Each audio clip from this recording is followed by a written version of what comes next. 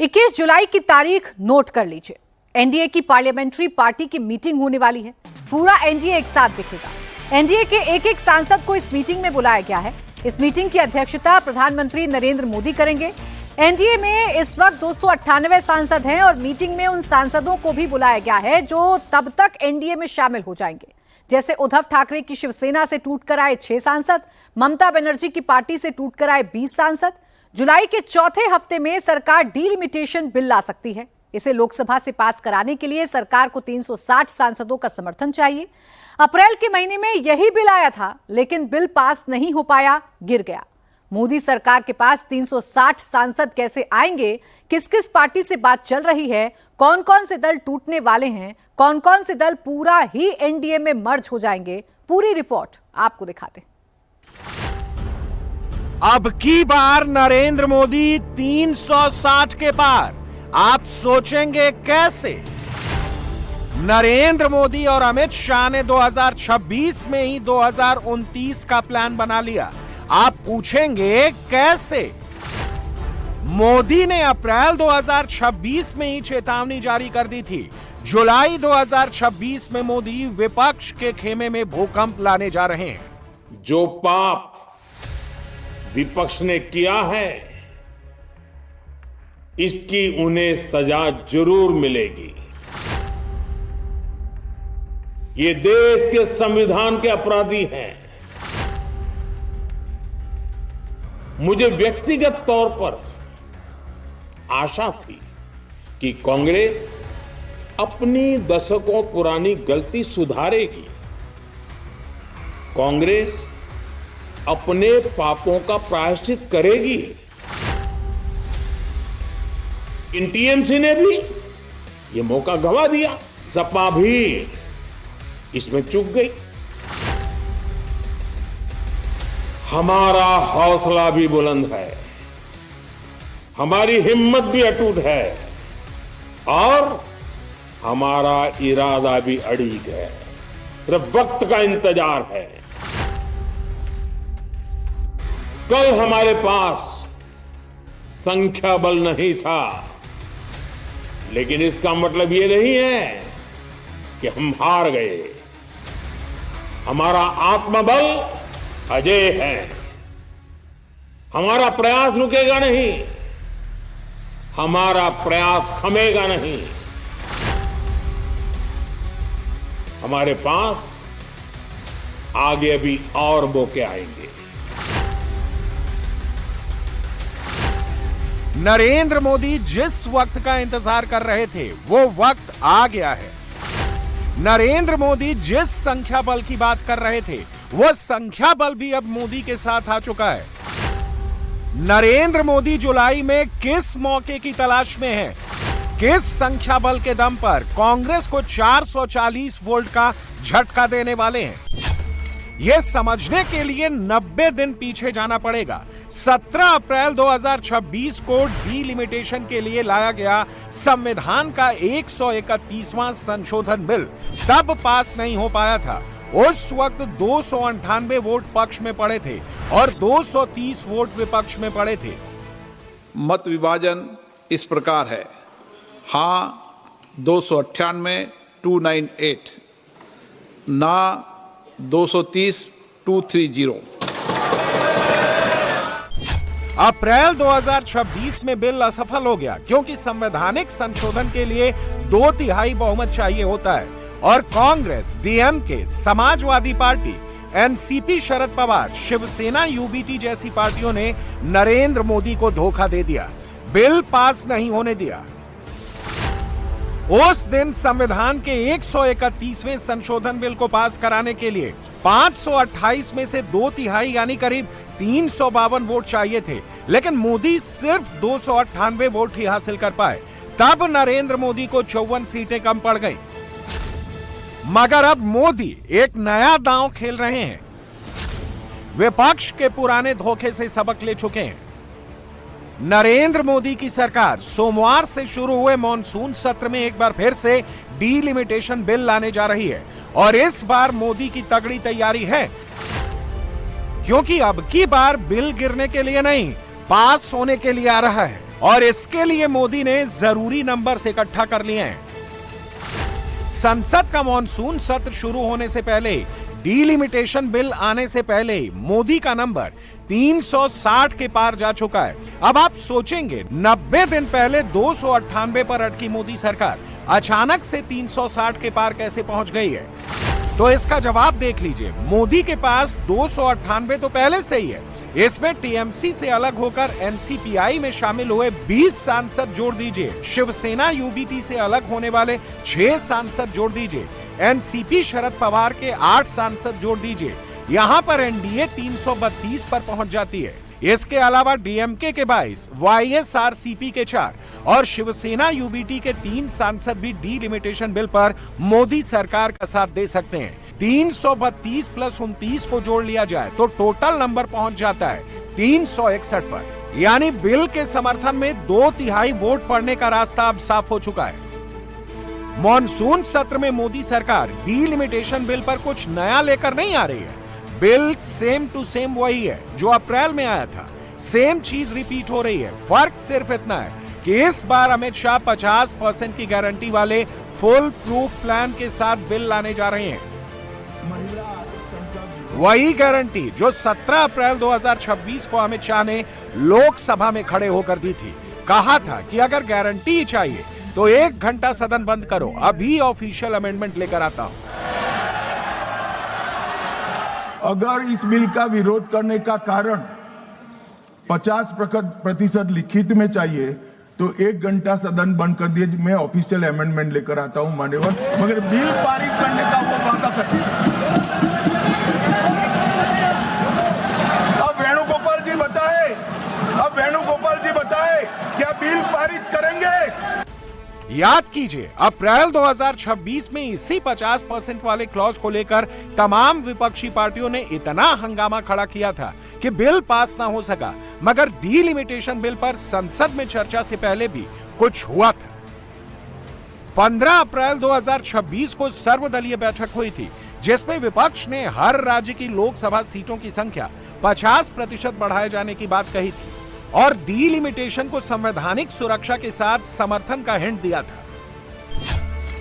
उसी दिन संसद सत्र से पहले इंडिया गठबंधन की सर्वदलीय बैठक भी हुई थी। ये उसी बैठक की तस्वीरें हैं। मगर जो बात 15 अप्रैल को सर्वदलीय बैठक में की गई, विपक्ष की बैठक में की गई, विपक्ष ने लोकसभा के भीतर उस पर हामी नहीं भरी। उस दिन खुद केसी वेणुगोपाल ने सदन में स्वीकारा था कि विपक्ष ने सरकार को सर्वदलीय बैठक में हर राज्य की लोकसभा सीटों की संख्या 50% बढ़ाए जाने की बात कही थी, जिसके जवाब में खुद अमित शाह ने कहा था कि अगर 1 घंटे का वक्त दोगे तो मैं ऑफिशियल अमेंडमेंट लाने के लिए तैयार हूं। गौर से सुनिएगा। Last minute, sir, last minute, yesterday onwards, when the bill introduced itself, entire opposition demanding we want this to be in the legislation. Number 2, the constitutional protection of the delimitation to the states, number of the seats in the state should be protected. We are asking the Home Minister whether are you ready to dealing the delimitation process along with the women reservation, number 1. Number 2, if you are ready to include the number of seats in each state by legislation by 50%, these 2 things, are you ready? मुझे लगता है कि आपके नसीब में yes लिखा है। एक बिल पारित हो जाएगा साहब। मान्यवर वेणुगोपाल जी ने 2 चीजें करी। एक तो 50% आरक्षण और 50% सीटें बढ़ाई जाएगी, उसको बिल में शामिल करने के लिए ऑफिशियल अमेंडमेंट लाने के लिए तैयार हो? हाँ जी, मैं तैयार हूं। 1 घंटा आप सदन स्थगित कर दीजिए। 1 घंटे में मैं मेरा ऑफिशियल अमेंडमेंट मेरे पास में तैयार है, जेरोक्स कराकर सभी सदस्यों को सर्कुलेट कर दूंगा, क्योंकि हमें 50% सीट बढ़ानी है, हमें कुछ छुपाना नहीं है, हमें कोई चोरी करनी नहीं है, तो हम कर देंगे। लेकिन अमित शाह की गारंटी के बावजूद विपक्ष ने अप्रैल 2026 में मोदी सरकार का साथ नहीं दिया, डीलिमिटेशन बिल पास नहीं होने दिया। अभी तक 11 साल का जो अनुभव है लगभग, अध्यक्ष महोदय, अगर भारतीय जनता पार्टी ये लिख करके दे देगी कि हम महिला प्रधानमंत्री बनाएंगे, तब भी हम इन पर भरोसा नहीं करेंगे। अमित शाह से पहले प्रधानमंत्री मोदी ने भी विपक्ष को बहुत समझाने की कोशिश की थी। नरेंद्र मोदी तो बाकायदा विपक्ष को गारंटी दे रहे थे, क्रेडिट का ब्लैंक चेक ऑफर कर रहे थे, कह रहे थे बिल पास करा दो, सरकारी खर्चे पर विपक्षी नेताओं की फोटो भी छपवा दी जाएगी, विपक्ष की वाहवाही भी हो जाएगी। उस वक्त मोदी खुद क्रेडिट नहीं लेना चाहते थे, वो तो इंडिया अलायंस को क्रेडिट देना चाहते थे। अगर गारंटी शब्द चाहिए तो मैं गारंटी शब्द उपयोग करता हूं। वादा की बात करते हो तो मैं वादा शब्द उपयोग करता हूं। अगर तमिल में कोई अच्छा शब्द हो तो वो भी मैं बोलने के लिए तैयार हूं। क्योंकि जब नियत साफ है तो फिर शब्दों का खेल करने की हमें जरूरत नहीं है। यहां कुछ लोगों को लगता है इसमें कहीं ना कहीं मोदी का राजनीतिक स्वार्थ है। देखिए, इसका अगर विरोध करेंगे तो स्वाभाविक है कि राजनीतिक लाभ मुझे होगा, लेकिन साथ चलेंगे तो किसी को भी नहीं होगा, ये लिख के रखो, किसी को नहीं रहेगा। क्योंकि फिर अलग पहलू हो जाता है, फिर किसी को फायदा नहीं होता। और इसलिए हमें क्रेडिट नहीं चाहिए। जैसे ये पारित हो जाए, मैं कल एडवर्टाइजमेंट दे करके सबका धन्यवाद करने के लिए तैयार हूं, सबकी फोटो छपवाने के लिए तैयार हूं। क्रेडिट आप ले लो, चलो। क्रेडिट की चिंता है क्या है जी, ले लो ना क्रेडिट। आपको जिसकी फोटो छपवानी है सरकारी खर्चे से हम करवा देंगे। सामने से क्रेडिट का ब्लैंक चेक आपको दे रहा हूं। न ट्रेजरी बैंक उसका हकदार रहेगा, न मोदी उसका हकदार रहेगा, यहां बैठे हुए सब हकदार रहेंगे। और इसलिए जिन लोगों को इसमें राजनीति की बू आ रही है, मैं चाहूंगा कि वो खुद के परिणामों को पिछले 30 साल में देख ले। फायदा उनका भी इसी में रास्ता दिखा रहा हूं।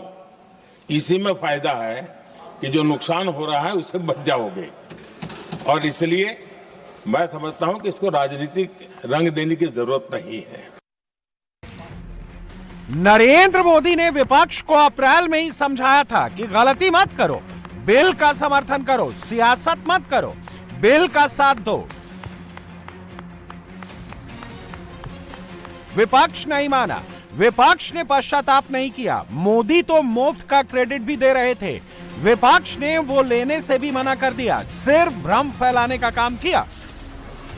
वो भी तब जब मोदी ने डीलिमिटेशन बिल पर सब कुछ साफ साफ बताया था, कुछ नहीं छुपाया था। निराधार रूप में, जिसमें कोई सच्चाई नहीं, रत्ती भर सच्चाई नहीं है, सिर्फ राजनीतिक लाभ लेने के लिए जो बवंडर खड़ा किया जा रहा है। मैं आज बड़ी जिम्मेवारी के साथ इस सदन में, इस पवित्र जगह से कहना चाहता हूं, चाहे दक्षिण हो, उत्तर हो, पूर्व हो, पश्चिम हो, छोटे राज्य हो, बड़े राज्य हो, मैं आज एक जिम्मेवारी से कहना चाहता हूं कि निर्णय प्रक्रिया किसी के साथ भी भेदभाव नहीं करेगी। ये निर्णय प्रक्रिया किसी के साथ अन्याय नहीं करेगी। भूतकाल में जो सरकारें रही और जिनके कालखंड में जो परिसीमन हुआ और जो अनुपात उस समय से चला आ रहा है, उस अनुपात में भी कोई बदलाव नहीं होगा और वृद्धि भी उसी अनुपात में होगी। फिर इसके बाद आई 4 मई की तारीख और मोदी विरोधी खेमा खंड खंड हो गया, तितर बितर हो गया। ये चेतावनी भी अमित शाह ने अप्रैल में ही जारी कर दी थी। अरे बैठ जाओ गोगोई साहब, 5 तारीख को काउंटिंग है यार, बैठ जाओ अभी। अरे 4 तारीख को काउंटिंग है, बैठ जाओ। पश्चिम बंगाल में हार के बाद ममता बनर्जी की पार्टी खंड खंड हो गई, छिन्न भिन्न हो गई। टीएमसी में टूट का सिलसिला ऐसे चल पड़ा जो आज तक जारी है। शिवसेना यूबीटी के 6 बागी सांसद एकनाथ शिंदे के साथ दिल्ली पहुंच गए। तमिलनाडु में स्टालिन की सरकार चली गई, कांग्रेस ने डीएमके को ऐसा धोखा दिया कि डीएमके ने भी राहुल की पार्टी से दूरी बना ली। एनसीपी शरद पवार भी धीरे धीरे इंडी अलायंस से छिटककर एनडीए की तरफ आती दिख रही है। एनसीपी अजित पवार से मर्जर की बात फाइनल स्टेज पर है। यूपी में सपा से लेकर बिहार में आरजेडी तक दोनों के खेमे में हलचल तेज हो गई है। अचानक से उत्तर और पश्चिम में हवा बदलने लगी है। अभी कोई भी बिल का प्रस्ताव हमारे यहाँ नहीं आया है।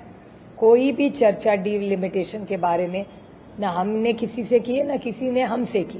तो जब बिल आएगा तब हमारा स्टैंड होगा, लेकिन जो भी बिल आएगा हमें विस्तार से इंडिया अलायंस में चर्चा करेंगे। हमारी जो चर्चा हुई थी उसके बारे में मैंने कई लोगों से उसमें चर्चा की थी। तब डीएमके हो, हम हो, सपा हो, 50% के बारे में हम सोचेंगे, ऐसा हमने कहा था। अभी जो सत्ता में है उनको लोकशाही में हम कहते हैं मेजोरिटी बहुमत को महत्व होता है, और अभी ये 6 सांसद आने की वजह से यहाँ पर शिवसेना का बहुमत बढ़ चुका है। इंडिया अलायंस जो पूरी तरह गड़बड़ा गई है। इंडिया अलायंस में कोई कुछ बोलता है, कोई कुछ बोलता है, कोई क्या बोलता है। परसों बोला हुआ आज फिर उनको प्रेस कॉन्फ्रेंस लेनी पड़ती है। पिछले समय तो ये 50% वाला मामला था ही। अमित भाई ने खुद लोकसभा में कहा था कि हर राज्य में 50% सीटों में बढ़ोतरी होगी, सिर्फ भाजपा शासित या एनडीए शासित प्रदेश में नहीं होगी, पूरे देश में सभी राज्यों में 50% सीटों की बढ़ोतरी होगी। ये खुद अमित भाई ने कहा है। अच्छी बात है, अगर उनको पता चला है कि इस बिल को हम विरोध करेंगे, डिलिमिटेशन को और महिला आरक्षण को, तो लोग खिलाफ जाएंगे। और मैं आपको कहता हूं कि विश्वास के साथ ये बिल पास होंगे और जरूर पास होंगे। देखिए, जो काम जो नहीं करेगा उसकी हालत पश्चिम बंगाल जैसी होगी, समझ लो। जब बिल आएगा तब आदरणीय उद्धव जी ठाकरे जी हमारे पक्ष के प्रमुख है, उनका मार्गदर्शन लेकर हम अपनी राय देंगे। हमारी पार्टी की भूमिका उद्धव जी तय करेंगे ना, हम थोड़े ही तय करते हैं। उसमें अगर समर्थन करना है तो समर्थन करेंगे, कागज पे आने दो, उसके बाद में हमारे पक्ष प्रमुख उद्धव जी ठाकरे साहब से चर्चा करके हम तय करेंगे। ममता बनर्जी ने अगर अप्रैल 2026 में मोदी की बात मान ली होती तो आज उनकी पार्टी की ऐसी दुर्दशा नहीं होती। अगर उद्धव ठाकरे की पार्टी ने उस दिन मोदी की बात सुन ली होती तो आज उनके 6 सांसद बागी ना हुए होते, यूबीटी बच गया होता, इंडी बच गया होता। विपक्षी खेमे खासकर कांग्रेस पार्टी को अंदाजा लग गया है कि मोदी ने एक और मौका उनके हाथ से छीन लिया है। इंडी में शामिल पार्टियों को ही कांग्रेस के खिलाफ कर दिया है और यह चिदंबरम के पोस्ट से साफ साफ क्लियर हो चुका है। कांग्रेस के नेताओं की भाषा बता रही है कि इंडी में टूट भी पड़ चुकी है और डिलिमिटेशन बिल पास होने का रास्ता भी साफ हो चुका है।